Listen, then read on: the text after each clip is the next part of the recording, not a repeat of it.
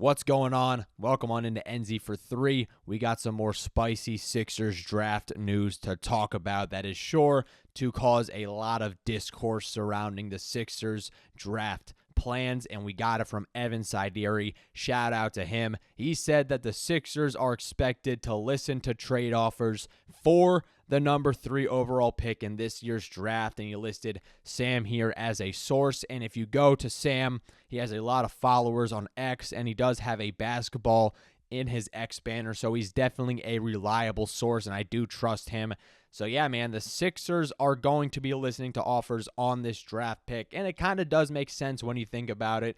You know, you think about these other teams like the Brooklyn Nets, the Washington Wizards, the Raptors, teams that were expected to, land a little bit better in the lottery. You had the Mavericks, you had the Spurs jumping all those positions up, number 1 and number 2, while all those other teams with much better odds falling a bit behind, and they might be looking to get some draft capital back that they thought they would get in the lottery, but the ping pong balls just did not go their way. And we got the Sixers at number 3, and we do have a lot of really interesting prospects that are causing, just flat-out warfare within the Sixers community. It's kind of funny, man. Like, it'll be hilarious if people just bitch and moan about Ace Bailey the entire month just for them to just trade down and take, like, Colin Murray Boyles or Jeremiah Fears with like the 7th pick or something. And, those are all really good players too, but it kind of depends. I mean, Daryl Morey is going to scout. He is going to look and get the best offer. And you can say a lot of things about Daryl Morey, but he definitely knows what he's doing in the NBA draft, and I do trust his decision-making in that department. And he did say that they would keep the pick when they initially got it, but now I guess they're, changing plans a little bit, considering, listening to trade offers. We have other teams like the Mavericks saying, no way, man, we are not trying to trade our pick whatsoever. Don't even bother. And, they are getting Cooper Flagg, but Daryl Morey and the Sixers have said really good things about Ace Bailey. In contrast to some Sixers fans, man, they just think that Ace Bailey is going to suck ass the minute he steps on an NBA court, and that he's going to be Jay Huff for the rest of his career. But you got other Sixers fans too saying that he's the next Kevin Durant, the next Jason Tatum, the next Tracy McGrady, and that he's going to be a top 5 player within 5 years. I mean, to be honest, Ace Bailey, he's definitely a really volatile up and down kind of prospect. Like, his highs are high, but his lows, they are really low. And I guess it kind of depends on whether you think he could fix his weaknesses or, his improvement areas when he gets to the NBA. In my personal opinion, I think that him going to a structured organization or just a structured team that is poised to compete for a championship, if healthy, like the 76ers with like a clear hierarchy of, players. You got Joel Embiid, Paul George, Maxey, McCain, Grimes. Those guys are going to be taking up the majority of the shots. And if Ace Bailey, if he can, play a bench role, I don't think anybody should be expecting him to be a starter right away. But with his ability, to play on the perimeter, catch and shoot, has a great form, has great mechanics, and just can easily just gather into his shot, has a really fast and high release. If he could sort of, mold himself to be that stretch forward who can rebound and maybe make a defensive play from time to time, I think he could be a really valuable piece for the Sixers, at least, off the bench, because he is a project. You know what I mean? Like, both factions of the Ace Bailey debate, they have a lot of really good points, man. I mean, some, really point to his shot-making ability and his form, his just mechanics, his ability to hit tough shots and also be a really elite presence on the perimeter. And yeah, that makes a lot of sense, especially when it fits with the Sixers and their need for shooting, their need for length, their need for rebounding, and a guy who can, cut to the basket, shoot off the catch, all that sorts. But then you look at his assist percentage and, some of his defensive lapses, and sometimes he can kind of get a little bit of tunnel vision.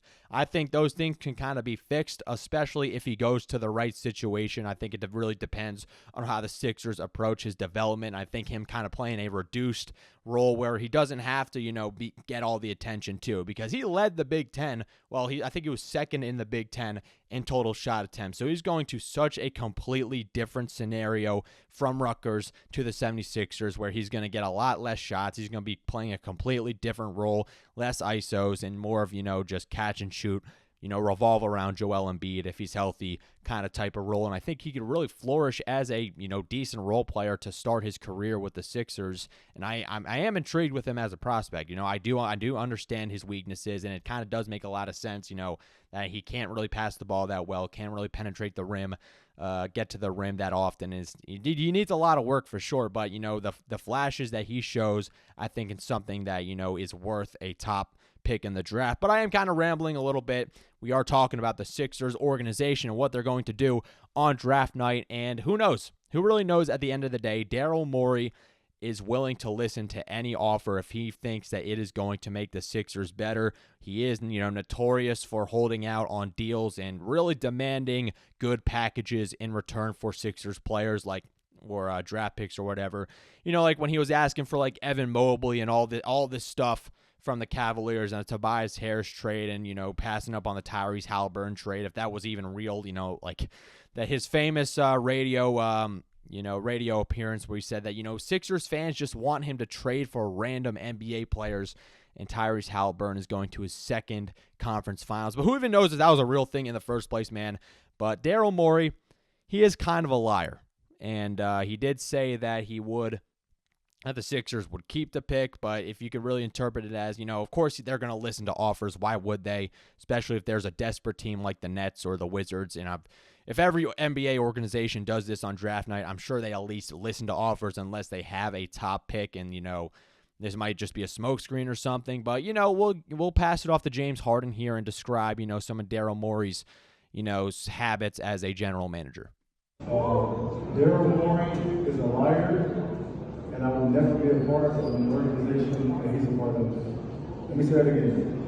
Daryl Morey is a liar, and I will never be a part of an organization that he's a part of. I mean, I just wanted to play that because I just thought it was hilarious. And, Daryl Morey is kind of a liar, and we don't really know what he's going to do on draft night, but I do trust his ability to draft players for sure, find those diamonds in the rough, whether it's a Dembona, Justin Edwards, even like Tyrese Maxey and Jared McCain. Nobody at all expected any of those players to really burst and develop the way they did. But Daryl Morey, he trusted them as talents, and he has an opportunity to get a really good draft prospect in this draft. A lot of really good talents and a lot of decisions to make. And I'm just going back to it's going to be so funny if we talk about the same thing the entire month or so leading up to the draft, only for the San Antonio Spurs to take Ace Bailey because they think, hey, we already have Fox, we already have Castle, let's go in for a championship. Or maybe just draft more for fit, because there's always that debate of whether you're taking the best talent or you're taking a guy who is going to, fit with your team right away. And the Sixers did say that they will take the best player available. And Ace Bailey, he kind of does both. You know what I mean? He is a really,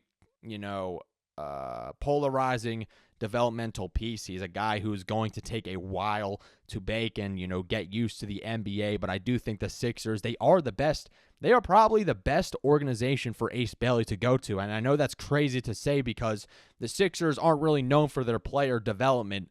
But if you think about it, man, you got Joel Embiid, you got Tyrese Maxey, you got Jared McCain, you got some elite scorers, Paul George, that has yet to be seen. And Ace Bailey has compared himself to Paul George in the past, so maybe he can get, PG can give him a little bit of a mentorship role, and who knows, but I do like Ace Bailey. I like his fit on the Sixers. I don't really think that Sixers fans are really in the right mindset when it comes to evaluating his immediate impact. If you really still think the Sixers can win a championship, or they're going to just draft Ace Bailey and he's going to be good immediately, I think you probably should. It kind of makes sense if you do want to draft some other prospects like a VJ Edgecombe or a Con Knipple, who, VJ Edgecombe, man, he's such an elite athlete. It's crazy, dude. Just some jaw-dropping dunks and a fantastic defender as well. Great catch-and-shoot guy.